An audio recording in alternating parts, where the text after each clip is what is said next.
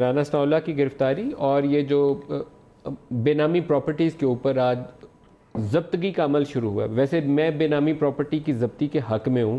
اگر ٹرانسپیرنٹلی کریں، وچ ہنٹنگ نہ کریں، تو اس قانون میں تقویت ملنی چاہیے. کوئی سیاست کی نظر نہیں ہونا چاہیے. پاکستان کا مفاد ہے اس میں، لیکن معلوم نہیں کیسے کریں گے، سیاست کریں گے یا انصاف کریں گے. کھوسہ صاحب. ملک صاحب، شفافیت تو ہر جگہ پہ ہونی چاہیے. جہاں پہ شفافیت نہیں ہوگی اور جہاں قانون سے ہٹ کے کوئی عمل آئے گا وہاں پہ ضرور سوالیہ نشان اٹھیں گے. جہاں تک رہی بات راناثنااللہ صاحب کی، ہم لوگ کولیگ رہے ہیں. میرا ان کے ساتھ ایک بڑا پیار کا اور احترام کا رشتہ تھا. اخلاقی کمزوریاں ہر انسان میں ہوتی ہیں. ان کے اوپر یہ الزام لگتا کہ انہوں نے بدعنوانی کی ہے تو انسان سوچ سکتا تھا. مس یوز آف اتھارٹی کی ہے، انسان سوچ سکتا تھا.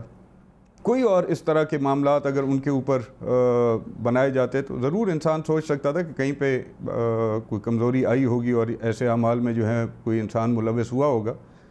لیکن راناثنااللہ ڈرگ ٹریفکر، میرے لیے یہ ماننا جو ہے وہ بہت مشکل ہے. یعنی ایک نیا باب ڈار صاحب ابھی فرما رہے تھے، میرے بھائی ہیں، کہ عمران خان کبھی کسی کے ساتھ اس دور میں زیادتی نہیں کریں گے، اور پچھلے ادوار میں یہ سارے معاملات ہوتے رہے ہیں. So two wrongs don't make one right. Imran Khan صاحب تو ان پچھلے دونوں ادوار کی جو حدیں تھیں ان کو بھی پار کر کے ایک قدم آگے چل پڑے ہیں. یعنی ایک شخص جو ابھی محترمہ آپ کی پروگرام میں بات کر رہی تھی، میں سن رہا تھا. یعنی ایک شخص جو فیصل آباد سے روانہ ہوتا ہے لاہور کے لیے اپنے ذاتی گاڑی میں اپنے گارڈز کے ساتھ، اور وہاں پہ ان کو انٹرچینج پہ ان کو روک لیا جاتا ہے. ان کی گاڑی سے 15 کلو یا 21 کلو دو متضاد خبریں تھیں کہ ہیروئن جو ہے وہ برآمد ہوتی ہے. ذہن اس چیز کو ملک صاحب آپ خود اپنے انصاف سے بتائیں.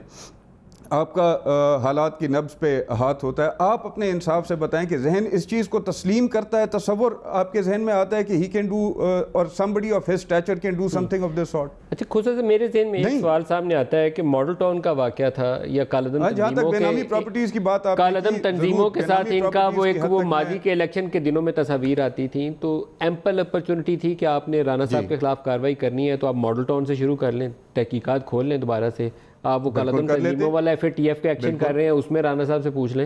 یہ درمیان میں جو نیا لنک ہے، یہ میرے لیے، میں اس لیے کہتا ہوں کہ اس میں مجھے شفافیت چاہیے. مجھے پوری تفصیل میری پاکستانی قوم جو ہے ساری جاننے تو زیادہ بہتر ہے. یہاں پہ ایڈ کرنا چاہوں گا، جی میں تھوڑا سا یہاں پہ ایڈ کرنا چاہوں گا کہ یہ جو ان کے اوپر معاملات بنائے گئے، ایک تو کیونکہ ANF کے جو معاملات ہوتے ہیں وہ کوئی یہ نہیں ہوتا کہ 1-2 پیشوں میں، 4 پیشوں، 5 پیشوں میں وہ کنکلوڈ کر دیں کسی ایشو کو.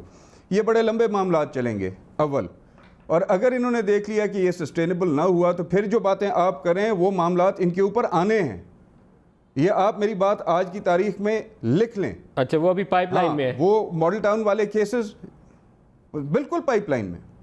اور یہ ہونا تھا. پچھلے 3-4 دنوں سے اسلام آباد میں آپ نے بھی یہ آوازیں گردش ہوتی سنی ہوں گی کہ ان کے خلاف جو ہے وہ کچھ لوگوں کے خلاف کچھ سنگین قسم کی کارروائیاں جو ہیں وہ ہونے جا رہی ہیں. وہ نظر آ گیا ہمیں.